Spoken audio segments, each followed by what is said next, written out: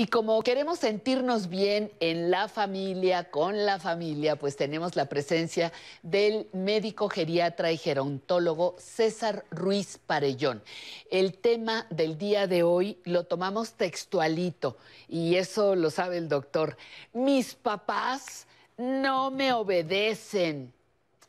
¿Cómo que tus papás no te obedecen? Entonces el doctor Ruiz Parellón, como geriatra y gerontólogo, ha tenido varias experiencias en este sentido. Te doy la bienvenida, César. ¿Cómo estás? Buenas tardes. Muy bien, Pati, buenas tardes. Y Encantado de vaya, estar contigo. y vaya que has tenido experiencias de que mis papás no Sí. me obedecen, doctor. Dígale que me haga caso. A ver, cuéntanos por qué es importante el tema, César. Fíjate que quizás habría que quitar la palabra obedecer. Aquí el punto primordial radica en que mis papás no me entienden. Ese es el fondo del asunto. Es común, y te voy a poner dos casos rápidamente, de los más comunes. Él es un hombre de 71 años, viene a consulta y él se queja de que su hija no lo deja hacer cosas, que está encima de él y que esto ya lo tiene harto, lo cual ha desencadenado una serie de fricciones entre ambos. Él es un hombre que ha tenido un problema físico, neurológico, que dejó una secuela en una pierna, lo cual le impide caminar adecuadamente y hacer otras actividades a las que estaba acostumbrado.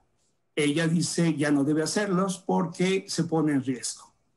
Esa disparidad habla de que no hay un entendimiento entre las expectativas de uno y de otro.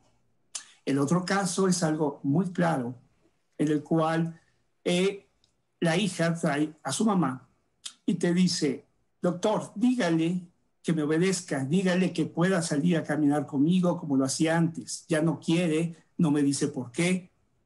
Y esto hace que ha generado mucho enojo en ella y frustración en la hija.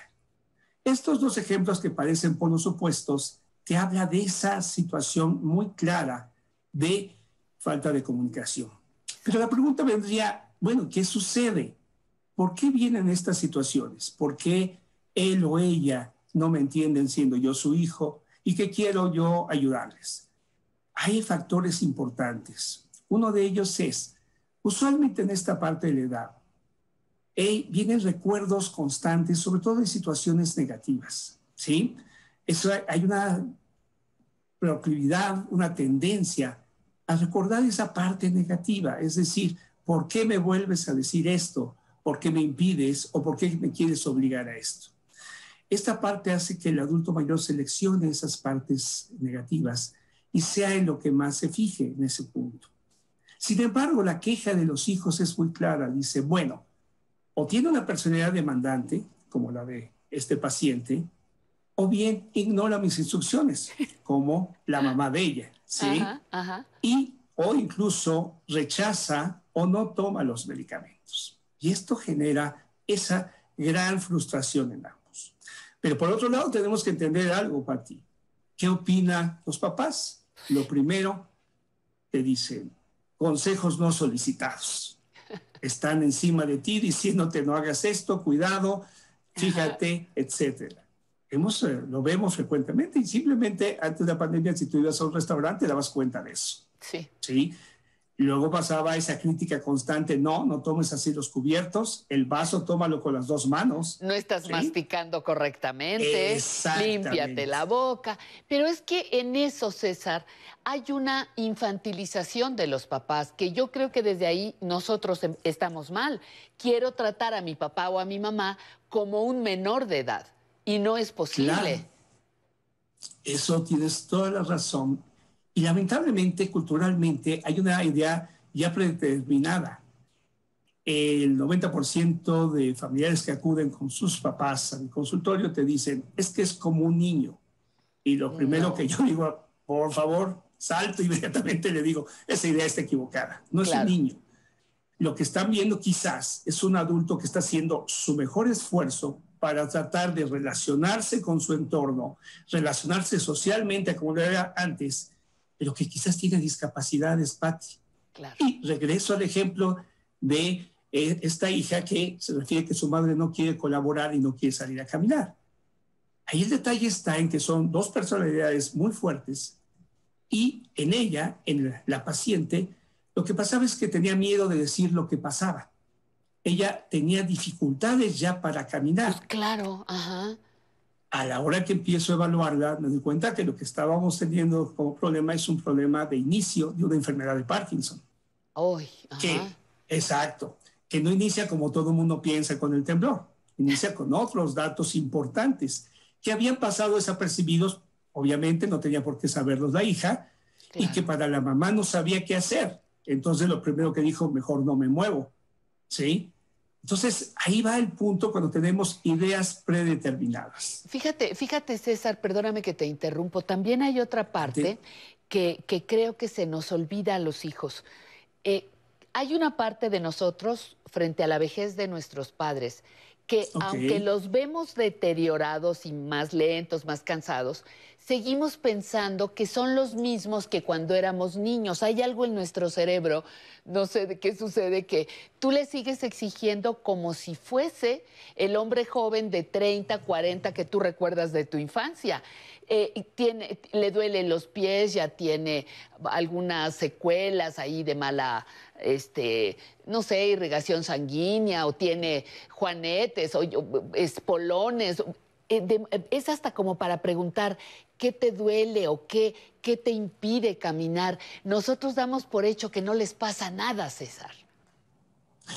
ese es un punto y sobre todo se fija mucho en el aspecto físico. Dice, es que yo lo Sí, veo bien. sí, claro. Aquí es parte diario en la consulta de que las personas, e inclusive en el día a día, valoran a los demás por cómo se ven.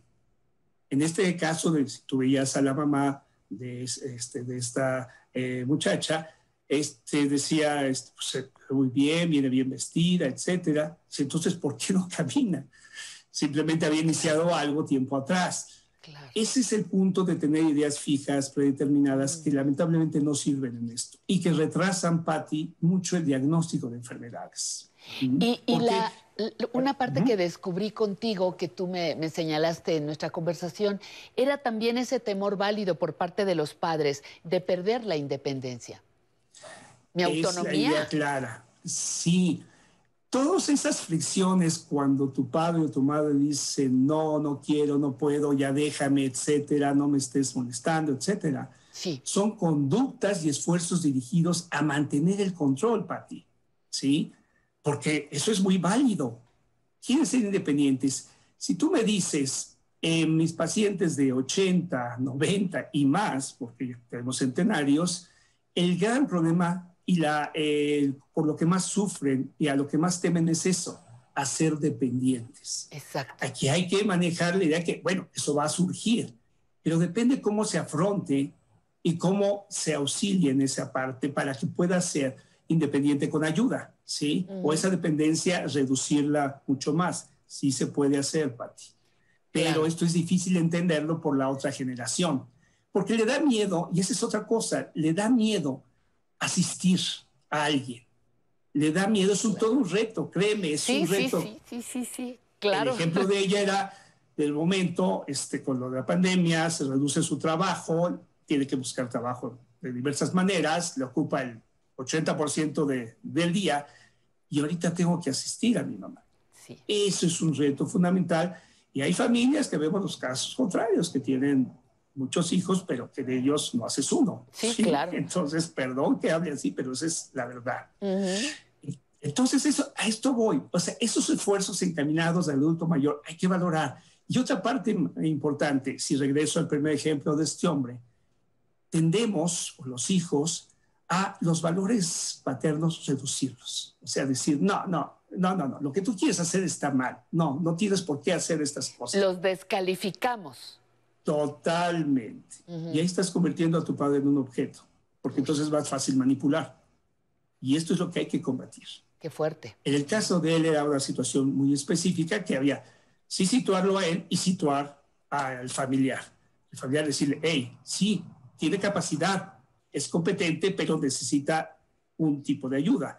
Tenía que valorar que para poder hacer las actividades que quería tenía que mejorar condiciones físicas, perder peso, sí, a los 80 años tenía que perder peso, sí, para que no fuera esto un lastre para las actividades que iba a tener y controlar otros aspectos que encontramos en su revisión.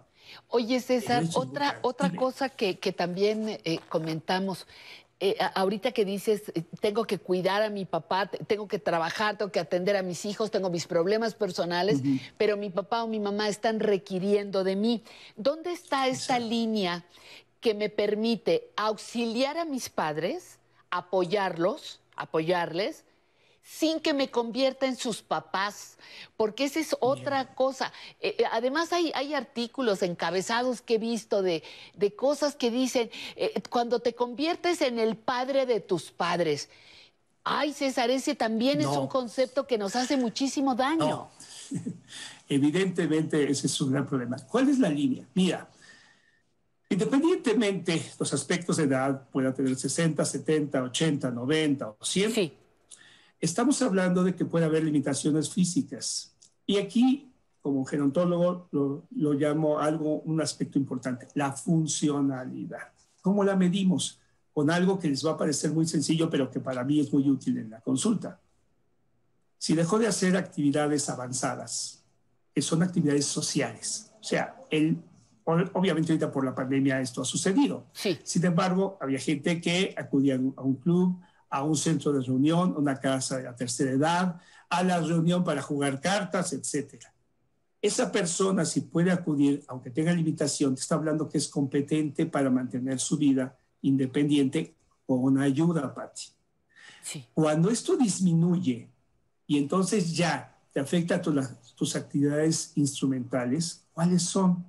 Las que te relacionan con el entorno. claro. Es decir, el que puedas manejar dinero, el que puedas preparar un alimento, el que puedas hacer una compra, Sí, tomar un medio de transporte, etcétera. Ahí impacta, es el momento que te dice algo está pasando. No lo está haciendo porque quiere. claro. Y cuando llegas al extremo de las actividades básicas de la vida diaria, como es saciarte, bañarte, etcétera, que implican ese cambio fue repentino e implican ayuda, lo primero que tienes que hacer es, hay que valorar para saber ese límite que me estás pidiendo. Claro. Porque ese deterioro de la función va de la mano del deterioro mental. Casi es, una vez que hay deterioro funcional, también hay deterioro mental. César, pues yo te agradezco que siempre nos traes temas muy cotidianos, tan cercanos Claro, que a veces dejamos de verlos. Yo te agradezco muchísimo tu presencia, César Ruiz Parellón. Espero muy gracias, Pati. pronto que podamos reanudar nuestras transmisiones en vivo y tenerte aquí en vivo y a todo color. Muchísimas gracias, que Encantado. tengas muy buenas tardes. César Ruiz Parellón, Gracias. nuestro invitado el día de hoy, médico geriatra, gerontólogo y